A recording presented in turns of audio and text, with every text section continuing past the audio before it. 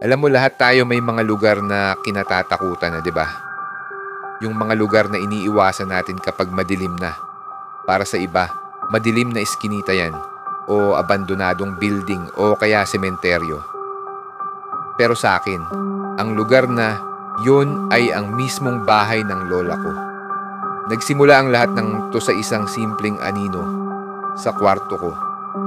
Isang anino na akala ko guni-guni ko lang, pero hindi ko alam, may mas madilim pa palang sikreto ang mga pader ng bahay na yon. Isang sikreto na babago sa lahat ng akala kong alam ko tungkol sa mundo. At ito ang kwento ko. 16 na taong gulang lang ako noon nang biglang nag-decide sina mama at papa na kailangan naming lumipat muna. Galing kami sa magulong buhay sa Maynila at ang dahilan daw nila, kailangan alagaan si lola.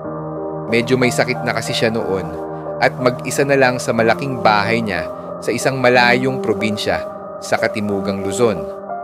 Para sa akin, nasanay sa ingay at gulo ng syudad. Parang ang laking parusa.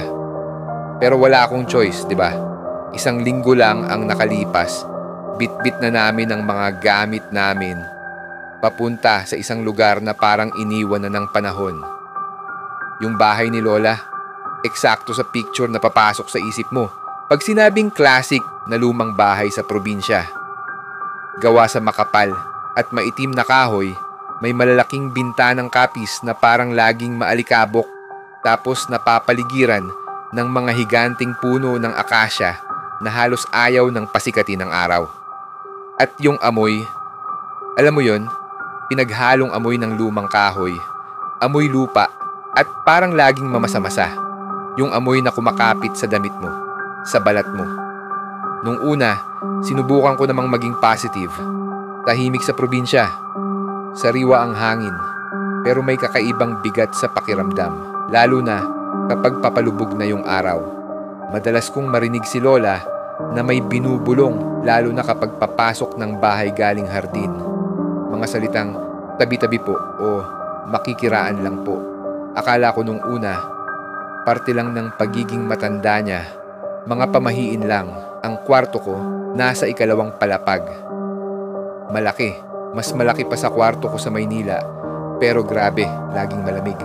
Sa isang sulok, may isang lumang silyang tumba-tumba na yantok.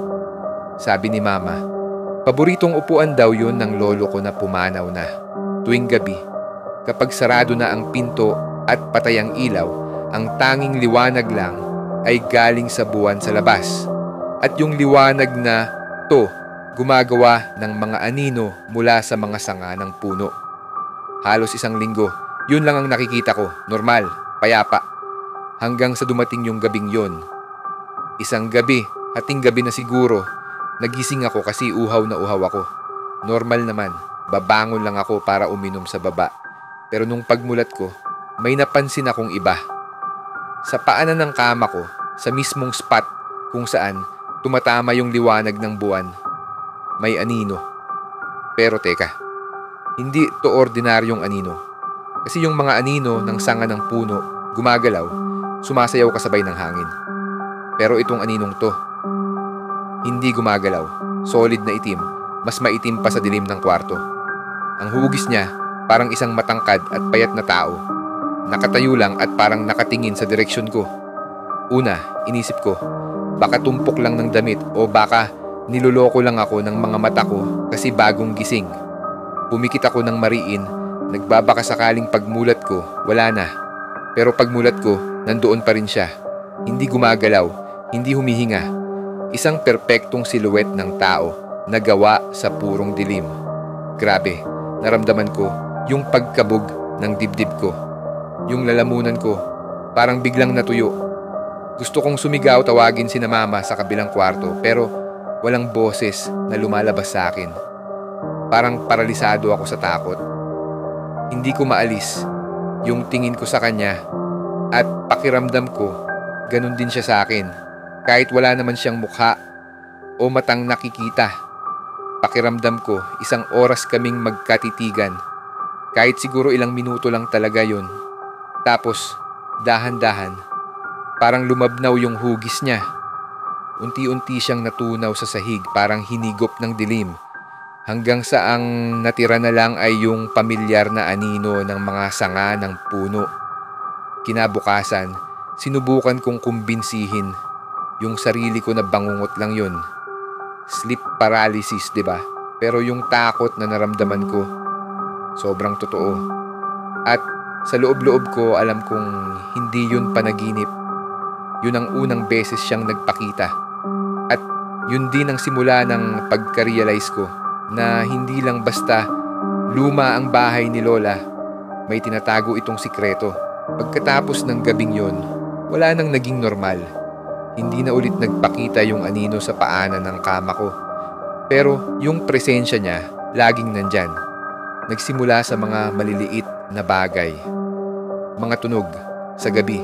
Kapag tulog na ang lahat, may maririnig akong kaluskos sa labas ng pinto ko.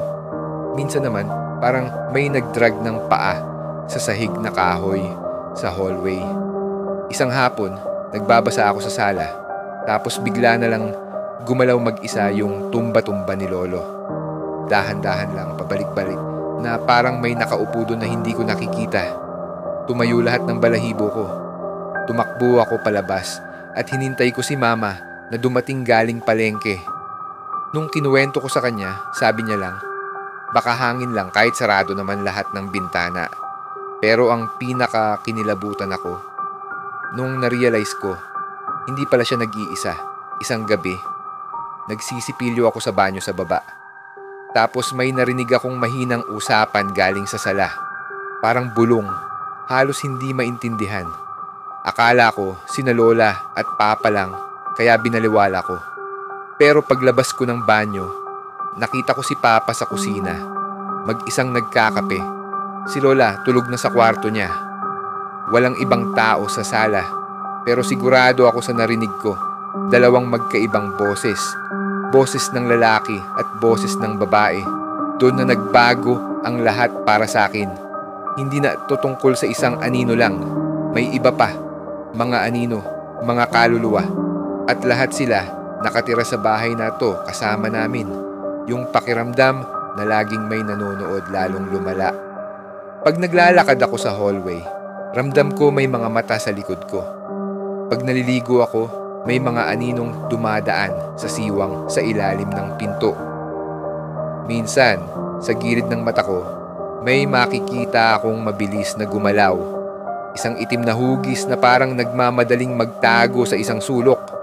Hindi na to simpleng multo. Parang isang komunidad sila at kami ang nakikitira sa teritoryo nila. Yung gabi na yon, grabe, nagsimula yon sa isang napakalakas na ulan. Kumukulog, kumikidlat at yung buong bahay nanginginig sa bawat dagundong. Brown out, kaya ang ilaw lang namin, kandila na sinindihan ni Mama sa sala. Dahil sa takot ko, doon na ako sa sopa natulog malapit sa kanila. Mga 2:00 ng madaling araw, nagising ako sa pamilyar na pakiramdam. Yung sobrang lamig. Pagmulat ko, kitang-kita ko yung buong sala dahil sa liwanag ng kandila. Nakita ko sina Mama at Papa, tulog na tulog sa sahig. Pero hindi sila ang nakakuha ng atensyon ko. At doon, sa gitna mismo ng sala, nakatayo yung anino. Pero ngayon, mas malinaw, mas solid. Sa liwanag ng kandila, nakita kong hindi na lang siya basta anino. May anyo siya, isang matangkad na lalaki na nakasuot ng lumang damit. Parang damit pa mula sa panahon ng Kastila. Malabo yung mukha niya, pero yung mga mata niya parang 2 butas ng kadiliman na diretso ang tingin sa akin. At sa tabi niya, may isa pa. Isang babae, nakaputing bestida, na may mahabang buhok na nakatakip sa mukha. Nakayuko siya at yung mga balikat niya nanginginig na para bang umiiyak siya ng walang tunog. Sa likod nila, malapit sa hagdan, may isa pa. Isang maliit na anino, kasing laki ng bata. Huminto ang paghinga ko. Hindi ako makagalaw. Ito na yon. Ito ang madilim na sikreto ng bahay. Hindi ito bahay ng isang multo, kundi ng isang buong pamilya. Tapos biglang itinaas ng lalaki yung kamay niya at tinuro ako. Kasabay noon, dahan-dahang inangat nung babae yung ulo niya. Wala siyang muka, kung nasaan dapat yung mga mata, ilong at bibig niya, blangkong balat lang. At mula sa kawalan na yun, may lumabas na tunog. Isang mahinang ungol na puno ng sakit at galit. Doon na ako nakasigaw. Yung sigaw na galing talaga sa kaluluwa mo. Alam mo yon, nagising sina mama at papa. At sa isang iglap, bumalik yung kuryente. Sumabog yung liwanag ng bumbilya at pagpikit at pagmulat ko, wala na sila. Tahimik na ulit ang sala, maliban na lang sa mga hikbi ko. Kinabukasan, walang nagsalita tungkol sa nangyari. Pero kitang-kita ko sa mata ni na mama at papa yung pag-aalala. Kinausap nila si Lola at doon na niya ikinuwento lahat. Yung bahay pala, itinayo sa lupa na dating pag-aari ng isang mayamang pamilya noong panahon pa ng mga Espanyol.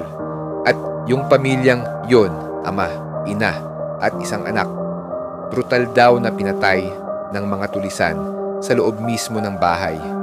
Yung mga katawan nila, hindi nabigyan ng maayos na libing at sinasabing ibinaon lang daw sa kung saang parte sa ilalim ng bahay. Simula noon, yung mga kaluluwa nila naiwan doon, nakakulong sa lugar kung saan sila namatay. Nalaman namin na alam na pala ng mga tao sa bayan nila ang tungkol sa mga anino sa bahay ni Lola. Kaya pala walang gustong bumisita kapag gabi na. Nagstay si Lola kasi para sa kanya, hindi naman daw nananakit yung mga yon. Mga bantay lang daw ng bahay. Pero yung pagdating ko, isang bagong tao, bagong enerhiya, ay parang nakaistorbo sa kanila. 2 araw lang pagkatapos ng gabing yon, umalis na kami. Bumalik kami sa Maynila. Hindi na namin hinintay na gumaling si Lola. Isinama na namin siya pauwi. Hindi na namin pinag-usapan ulit yung bahay. Nabenta yun sa mababang halaga pagkalipas ng 1 taon at sabi-sabi, hindi rin daw nagtagal yung mga bagong may-ari. Hanggang ngayon, dala-dala ko pa rin yung karanasang yon. Binago nito lahat para sa akin. Hindi na ako tumitingin sa isang lumang bahay o sa isang simpleng anino sa parehong paraan. Naintindihan ko na may mga misteryo talaga sa mundo na hindi kayang ipaliwanag. May mga pinto na mas mabuting huwag nang buksan at may mga sikreto na mas ligtas kung mananatili na lang sa dilim. So mayon, yon ang experience na hinding-hindi ko makakalimutan, na nagturo sa akin na gumalang sa mga bagay na hindi natin maintindihan. Maraming salamat sa pakikinig sa kwento ko. Kayo ba, may mga kwento rin ba kayong ganito sa mga lumang bahay? O mga karanasang hindi nyo maipaliwanag, share nyo naman sa comment section. Gusto kong basahin yan. At kung nagustuhan nyo ang kwentong to, huwag kalimutang mag-like, share at mag-subscribe para mas marami pa tayong mapag-usapan na tulad nito. Ingat kayo palagi, lalo na kapag madilim.